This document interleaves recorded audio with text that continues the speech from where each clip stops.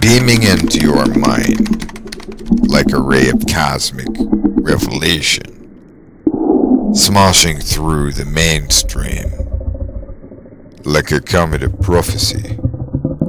Lords and ladies, welcome to my show. In this segment, the ether tactics and spiritual combat.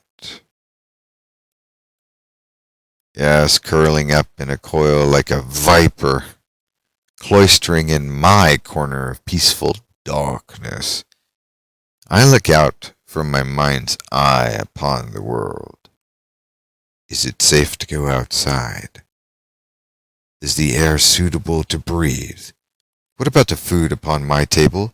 Is it kosher? Wholesome? Am I to be optimistic today, or pessimistically guarded upon venturing out from my abode? Within these moments of hesitant reluctancy to partake in society, or to place trust in the element of time and authority, I do so draw my listeners close to whisper what I am about to share with you this evening. Leaning against a rustic dais, I motion you to enter this chamber of secrets. Are you listening closely? I will now confide in you the great secret of power. So without further ado, let us begin. Oceans rise, fires spill over the valleys, hordes of the undead scuttle over the masonry, crawl over cities, running amok. The sound of a portal creaks on its rusted hinges, and the breaking of glass is followed by an unwholesome presence and an unnerving silence. At length a bell tolls. Lords and ladies, we have arrived at the pinnacle of choices. The world falls apart around you as you wait for some sign of change.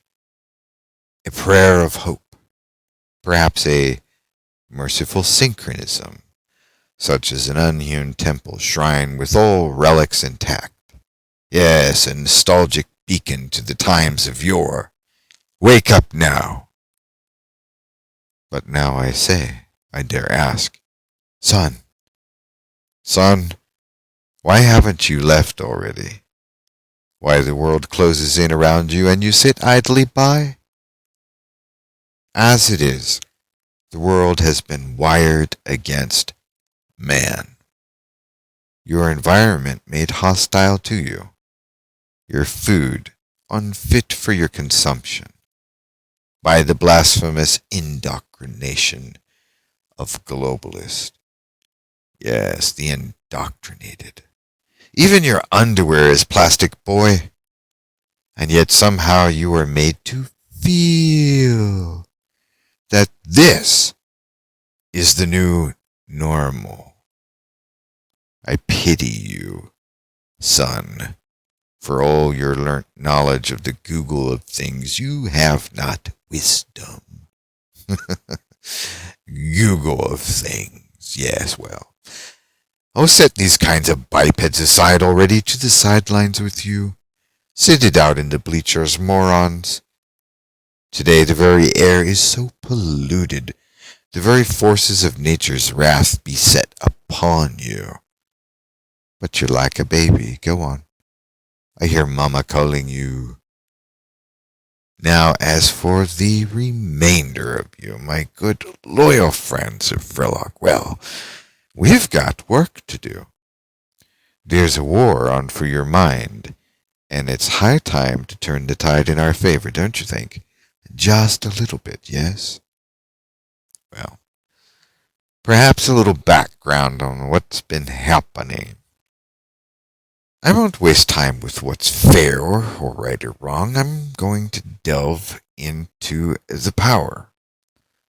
Since as early as the 1990s, military testing of bending the ether to manipulate weather has been successful. Very successful. Today we have antennas all over the place and, well, flooding occurs wherever the Doppler is active. Thought that radar was merely a passive receiver, did you? Well, so did I. But perhaps I'm a little more precocious or, at best, annoyingly curious. Either way, the findings of weather warfare are quite clear, or at least clear enough alongside a declaration of war upon the people by the globalization kooks, with weird accents and scrawny faces stuffed in oversized suits. But I digress. They really do look like skeletons in the back of a closet, don't they? Our only interest in this matter is that weather manipulation and modification can be, and is being, done, performed, exercised. Well, it's no longer a drill. It's in full effect. But this is unlikely the only energy assault being employed in the elite arsenal of death mechanisms for humanity. Alright, so you may be thinking, yeah, so what? I've heard that before, and you might be wondering why you should care. Well, you may very well ask, and the answer, while it should be self-evident, is that you are supposed to be the ones in control here. After all, we are psionicists. Yes? Influence is supposed to be our game. And yet these second-rate villains are stealing all the show. Well, we can't just let this happen. Not on my watch. Not on yours. So if you'd really like to show some support for our Brotherhood of Wizards, then join me in pointing our minds at taking back control of this world circuit. The biosphere, and more importantly, the noosphere, belong to us, not to them. Blast! Why in hell's name is Portland still standing, I'm scratching my helmet for crying out loud. If we're worth our salt, then by Shaitan produce the desired outcome already. As if I don't have enough to do on my end here. Bah! As usual, I shall have to do everything myself. Well, I certainly hope not. Come together, Magick Hour. All around us is a laughably stupendous populace of morons who actually are starting to think government is kinda cool. Has our work with Project Robin Hood backfired? Ironically, I think it may very well have. Oh sure, the Monopoly man is paying up. Stimulus checks. Yes, but the Muggles have learned to expect a free lunch for everything. Yeah, I'm going to win the lottery. You know, it reminds me of that type of mentality. What will you do with your future? Where do you see yourself in 10 years from now? I'm going to win the lottery. Yeah. That makes Uncle Sham unduly popular. And fantasy gimmicks aside, this is indeed an adverse manifestation that's caused me to drop my wand in my utter perturbation. Drats! I've stated that we should follow the globalist goons and technocrats in parallel, not cozy up to AI and virtue cliches. But alas, here we are in the new age, rubbing stick pads and thumbing dials for spins of the wheel of fortune. Is this a joke? Did it occur to you lately that we are still quite madly at war. Well, I'll remind you then. Have you seen an end to 5G? No, didn't think so. GMO? Yep, last time I checked it's still on the menu. And don't get too comfy just yet. Cockroach milk and vax mandates are just around the bend, kiddo. Why, just yesterday, a club member confided in me that he's being relieved of duty at his place of work for not getting the jab. Yeah. As for how Muggles' mischief ordinarily goes, I'd say this virtue signaling has earned the majority of these morons on social networks some kind of a reward